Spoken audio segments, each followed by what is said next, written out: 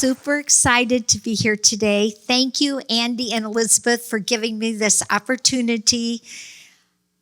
Has anybody here ever had a dream in your heart? Maybe it started when you were a child, even a teenager, and you still have it today. Could you raise your hand?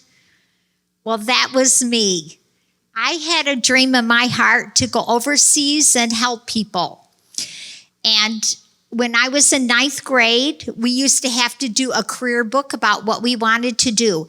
And I did mine on being a part of the Peace Corps. That was a program under John F. Kennedy in which he had American youth go overseas and help developing countries. Then when I was 17, I committed my life to the Lord Jesus Christ. I made him my Savior and my Lord, and that just increased my desire to help people so much more than I had before.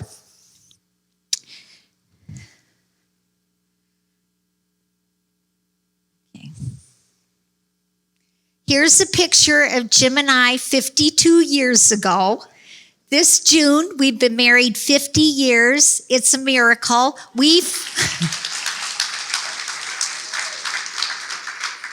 I want to tell you, we fought for our marriage and we won. So I'm so thankful today. And when I married Jim, he wasn't really interested in going overseas and helping people. But I married him anyways. He worked for the electric company. And they had a big shakeup. And when they had this big shakeup, he made it through a couple downsizings. And then the third time he was downsized. And that changed our lives because he had a job. He thought he'd always be with the electric company. By this time, and so he decided, yes, we would go overseas. We would go to an American orphanage in Russia and help people. By this time, I was 45. For 30 years, I had that dream in my heart, and now it's finally coming true. So what I want to say to you is don't ever give up on your dreams. Keep believing. You don't know what will happen. Fight for your dreams. It's so worth it. Because when I was standing in the Buckingham Palace, before the Buckingham Palace in the streets of London, or I was swimming in the hot pools of New Zealand, I never once thought I waited 30 years for this. No, I lived the dream. I loved it. And you know what? 30 years passes anyways, because when Jim and I were talking about being married 50 years, I said, where did all the time go? It was just like, I don't know where it all went. It goes so fast. It's just like that and it's gone. So I want to encourage you today, live for your dreams. Make them happen. So this is my family. We did have 6 kids along the way. When I was 44, my son was born. We have 5 daughters and a son. Jim actually made my dreams come true. I wanted to have a large family. He wanted to start with 1. I prayed. We had 2. Eventually, he was willing to join me, and we had a large family. But when we went to Russia, our son was 10 months old. Our oldest daughter was 20. We had a big age span, but we had kids all in between there. And you know, when we decided to go to Russia, it was really hard. We sold our house. We sold our van. We sold our furniture. We gave things away. We sold our kids' books, toys, clothes. And sometimes Jim and I would lay in bed at night and say, wow, this is really hard. Why are we doing this? But we knew it was right. And so we persevered. And sometimes in our businesses, that's how it is. It's hard, but we persevere because we know it's the right thing, because we have the dream and we're not going to let that go. So we didn't raise any money. We didn't get paid. We just went on faith that everything would work out for us. And there were so many hard times, like we left the Orlando airport. We flew out of Orlando. At that time, the Orlando airport was all pastels. They had a baby grand piano there. It was a beautiful tourist airport. We flew into the Moscow airport. Half of the lights were out in the ceiling. Everybody's dressed in military uniforms. The guards are carrying machine guns, walking around. They're all speaking Russian, which we did not speak. I mean, it's like we entered another world. And over, there were things that were hard. It was difficult. We had to face our fears, and we had to go forth. And that's the same way it is with our business. I believe we're the biggest limiting thing about our business. Our fears, our limiting beliefs are what's holding us back. And if we face those and we overcome those, we can enter into something that we really didn't even know existed before. We can have an amazing life with amazing opportunities. But part of it is we do have to face our fears. And so we had so many wonderful opportunities. That's my family with 2 of the orphans that lived with us. The little boy in the middle is no longer alive. He died from cancer. But, we had an opportunity to change his life and to invest in him. Here we are in front of St. Basil's in Red Square. I've seen the Nutcracker at the Bolshoi Theater. Just had so many great things. But the best thing of it all was all the people we got to help. Not only orphans, but retired teachers, babushkas, grandmothers, students, so many people. And this is a picture of 5 of my children while we were in Moscow. My oldest daughter is not in this picture, but Angie, who's right here, and her sister, they used to go into the schools and the orphanages teaching English. They went to the hospital, held AIDS babies, held orphan babies. Angie is an artist, and even Angie and I got to go into a prison. We were locked in a cell with murderers, and Angie did art, and I shared my faith. So it's just amazing the things I've been able to do because I believed for it. And so after 4 years in Russia, it was really hard. My husband said, this is enough. And I agreed. It was really hard. Our family couldn't take any more. We actually had 4 surgeries during our 4 years in Russia in our family. So we came home for a little bit, and then we went to Australia. We could only get a 6-month visa to Australia, so we were only there 6 months. We helped families, and again, we had these amazing experiences. One night we walked out in Anglesey Golf Course where 200 wild kangaroo come in, and we just walked among them, watched them for a couple hours. They have nails about this big on their paws, so we didn't get too close. But it was a wonderful experience. We enjoyed helping families. And then we went to New Zealand for 6 years. This is our family in New Zealand. More amazing experiences, tobogganing on volcanoes, being in the hot tubs with the geothermal activity, seeing penguins, seals in the wild. And here we worked with the Department of Education. We ran a school for troubled youth 24/7. Kids that couldn't make it in public school, and helped single moms, homeschoolers, families. And this whole time my husband kept saying to me, Chris, we need to go home. We need to prepare for retirement. And I said, everything will work out, Jim. It'll be wonderful. Look at everything's working out for us here. I'm sure it'll be fine. And Jim and I, we make decisions together. We wait for the other one to come into unity. So what happened was, this was another dream Jim made true of mine when we got to go overseas. And we were allowed a 4-year visa, but because we really were doing a good work in the country, they gave us 6 years. And then at the end of 6 years, they said, you need to apply for permanent residency, which we did, and we were turned down. We didn't make enough money to live in New Zealand. So we appealed. We had other people appeal for us. In the end, we were down to 6 weeks. Our appeal was denied, and we had to leave. And we decided, since we were almost 60, we needed to come back to the United States. Now, on the way to the airport, I said the day I never wanted to happen happened. For me, it was like I lost my dreams. I had lived my dream, especially to have my kids be involved in all this as a family. And so we came home. You know, my husband had never had a problem getting a job. We thought we'd be fine. We had savings.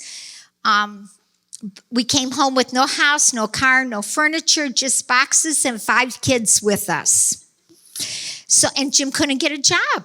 It was after the housing crash. We were in Florida. It was very repressed. He did whatever he could find for work. He did all kinds of odd jobs. Finally, after 6 months, he got a job. It was not a good job, but it was a regular income. But by that time, we'd gone through all of our savings, and we're now living in credit cards. And that was so hard, because literally my family, the 8 of us, have flown around the world, and now we're living on credit cards, and we don't know what we're going to do. So we ended up, someone invited us to come to Texas. We moved to Texas. We lived with another family. That was like really painful, so hard to be in that place financially that we were dependent on other people for a place to live. And so I remember but when we got here, Jim and I could both get jobs, and we started working day and night to get ourselves to a better place financially. We're both really hard workers. So, and at that time, I fell down the stairs at the house we were living at, and I screamed so loud.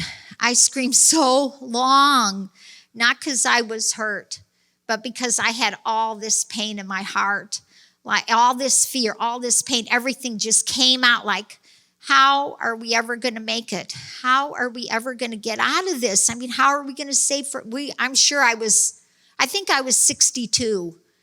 Oh, well, how are we going to get out of this? No, I must have been 60, I think. I don't know. I was a while ago. Oh, well, I fell down the stairs. I screamed, because how were we going to get retirement, and how were we going to get a place to live, and how are we going to take care of our kids? And after that, I went to the dentist, and the dentist took my blood pressure. I was under so much stress. And he said to me, Chris, you need to go to the emergency room. You could have a heart attack right now. My blood pressure was so high. And so I just went home. I went to bed. I just felt so numb inside. I don't know, it was just like, I don't even know how to explain how I felt. And I went to bed. But I made a decision when I was in bed, and I said, this is not going to be my destiny. Heart disease is not going to be my destiny. I am going to get healthy, and we are going to beat this. So I did go to urgent care. I did start on medicine, but it was mainly just the stress, and I was able to make changes so that I was fine. And what I did was, what the Lord led me to was Juice Plus, which is just food, highly concentrated plant powders in a capsule or a gummy or a shake. Food grown right that we all know we should eat. It's the most researched nutritional product in the world. MD Anderson has done research on it. It's in all these major medical journals, which all the research is vetted to go in there. And you could get it for free for kids. And I wanted my kids to have it. So I made a decision. I would never buy it before I knew about it, but I didn't have the money. But now I decided I had to have it. So I made a decision that I would start sharing Juice Plus. And that is me when I started sharing this product.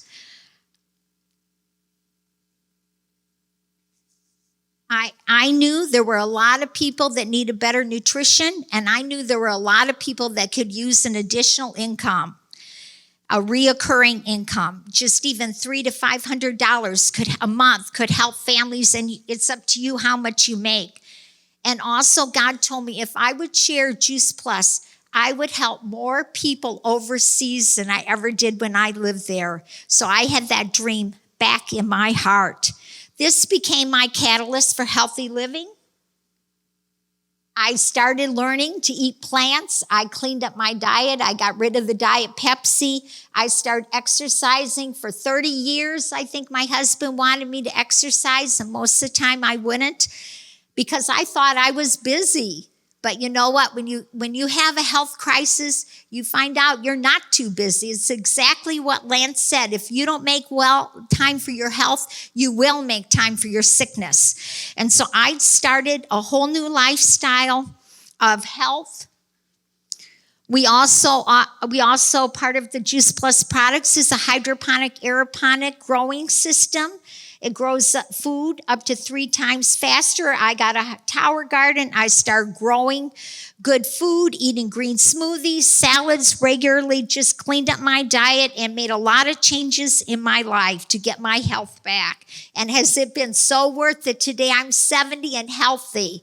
I can't tell you how great that feels. So when I started out with this business, and there were a lot of people that wanted to help me. And so I got like 2 promotions right away. I got like 17 orders immediately, really good orders. And then school started again. School was overwhelming. I hadn't taught in so many years. To go back into the school system, learn the technology, all that was involved, it was hard for me. So I forgot those 17 customers, and they forgot me. They all canceled. I lost all 17 customers. So but the good thing about Juice Plus was I got to keep my promotion. Once you get promoted to a level, you keep it. So that was nice. And so I started building up my business again. I started adding more customers. I got another promotion. I kept going. And then I got stuck. And I got stuck for 6 years. For 6 years, I worked my business. I really tried to be successful at it. I grew as a person. I said affirmations. I would listen to what other successful people had said, and I would say it. I did personal development courses. I went with one of the leaders in global development, personal development globally.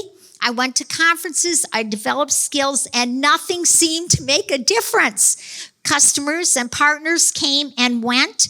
I just could not seem to break through. And I knew what it was. It was that I had the wrong mindset.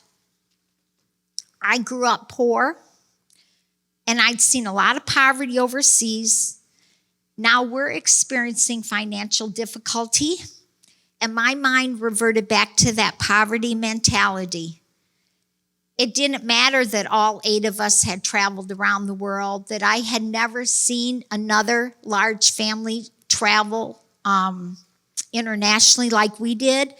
That one of the stewardess even knew us from the amount of flights that we had made. It didn't matter all the amazing things I'd done. The only thing that mattered to me then was how I felt right then, and I was stuck. I was so stuck in a poverty mentality. I was desperate to get out of this. I was desperate to make money. And desperate is not attractive. It's not a good place for your business to be. And I really believe as a man thinks, so is he. So I was thinking scarcity and lack, and that's what I attracted. My life was going in the direction of my dominant thoughts. And it just seemed no matter how hard I tried, I could not change my mindset enough. So at that point, somebody gave me a Bible verse that changed my life. And that verse says that if we speak the word, meditate day and night, and obey the word, we make our way prosperous and successful. And I said, I can make my way prosperous and successful. I tried for so long. And so I started saying Bible verses during the day and at night.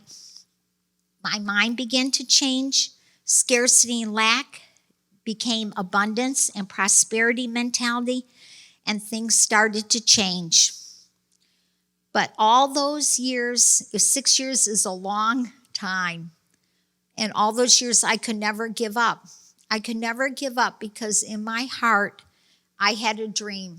It didn't matter how many disappointments I had, and I had a lot. It didn't matter how many times I cried. It didn't matter how many partners or customers or people came and went. I could not give up. Oh, here I am. This is me sharing Juice Plus. So I could never give up. And that's what I want to say to you. Never give up, no matter what. I had a dream in my heart that I could make a difference, that I could help people, that I could even help people overseas, that our financial situation could change, that we could be successful, we could have retirement, that there was a plan for us. And as I changed my mindset and kept developing skills, I started breaking through in my business. You know, I don't believe it's the economy today. Because the most millionaires were made during the American Depression of any other time in history.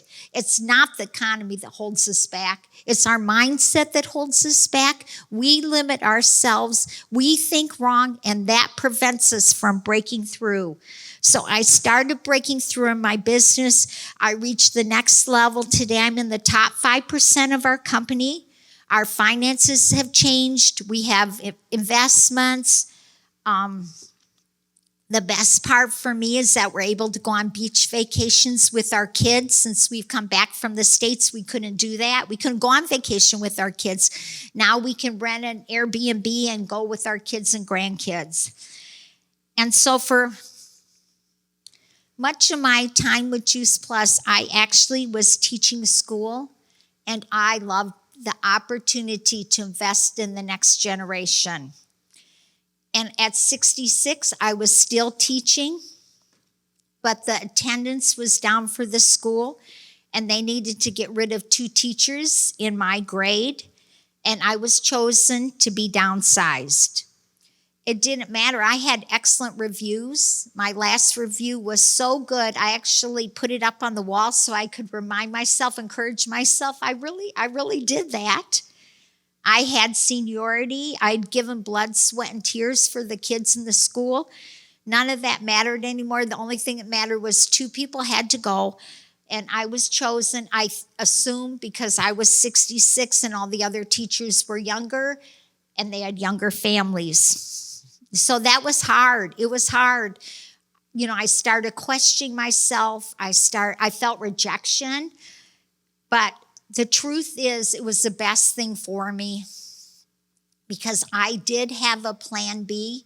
I did have my Juice Plus business, and no one can ever take that away from me. No one's ever going to tell me again, I'm too old. They didn't say it, but I felt like they were saying to me, I'm too old, because I'm going to work this business in my 70s, my 80s, and my 90s. I'm going to help as many people as I can. I am going to keep going. And the benefit of me being downsized was, one, I didn't have to teach during COVID, where our teachers taught online. That was a nightmare for teachers and students. I'm so glad I didn't have to do that. And the other thing is that another dream came true for me. In September of 2019, I went to one of the largest slums in Africa, if not the largest, Kibera slum, in Nairobi, and I taught children. It was just a short trip, but I went to a lot of schools. I taught the children. It was amazing. They did not have an auditorium big enough to fit all the kids in the school, so they would stand in the yard perfectly still, totally absorbed by what I had to say. Afterwards, they would all crowd around me. They wanted to touch my skin, touch my hair, just feel me. And this is me in the slum with the kids. This is right after I taught 800 kids before the feeding program. They were packed in that room, body to body. And when I taught using a flannel board, nobody moved, nobody said a word. They sat there perfectly still.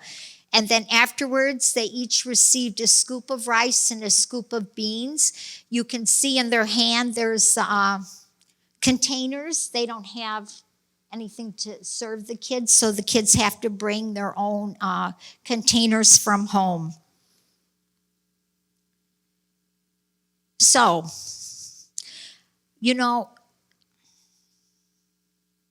I had never seen this level of poverty before.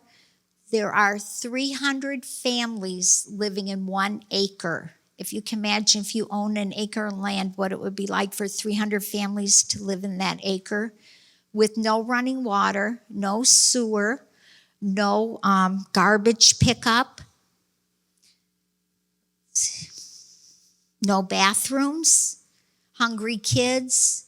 It was just like, okay, it was just amazing. I mean, it was the level of poverty. I did not know how to process that, so I just cried because it was just hard to comprehend people living like that. So I made a decision when we came home that part of my business, all my customers and team, we go to feed the hungry kids in this ministry in Kenya. And since then, I've stayed in contact with the pastor. And in southern Kenya, they still practice genital mutilation and early marriage. And about 60 of the girls escaped with their lives rather than go through that a few years ago. And they went to the pastor. The pastor had no room, nothing, no food, anything to give these kids. And so I got this idea, let's get everybody 2 chickens. And so, but the pastor said to me, no, we need a commercial chicken farm. I said, how much is that going to cost? He told me $10,000. And I said, wow. I mean, that was just like beyond my comprehension, but I put it on my vision board. Every day I believe for that chicken farm. I thank God we were going to have that chicken farm. And people started giving, and God showed us how to get the money. And today we have a $10,000 commercial chicken farm in Kenya. So I just want to encourage you today, use your business as a legacy. Use your business to be a world changer. Change somebody's world. Make a difference. Together, we can all make a huge difference. Right now, they're trying to get property for a school. 200 more girls have escaped. And some of them, when they went back, they've actually been beaten by their families. I've seen videos of it. They've actually been cut so bad, they've gone to the hospital. They really need help. If you're looking for someone to help, these are people that need help. And what I want to say to you is do not give up on your dream, because look what has happened because I didn't give up on my dream, because I kept believing. People in Kenya today are living differently. I've been able to help people get healthier, improve their finances, and I am making a difference. So this is my last slide, because this is Elsa, my role model. Elsa was 93 when she died. In the hospital, before she died, she was still helping people get healthier and change their business, see their dreams come true. She was a committed Christian, a very successful businesswoman. She loved people. She was vibrant. She had energy. People loved to be around Elsa. And Elsa showed me what was possible. And that put the dream in my heart that I'm going to continue working this business in my 70s, 80s, and 90s. And I want to be a person that can show other people what's possible. And I hope you'll join me. Together, let's all show the world what we can do, that we can be different, that we can be world changers, and we can make a difference. So thank you, Andy and Elizabeth.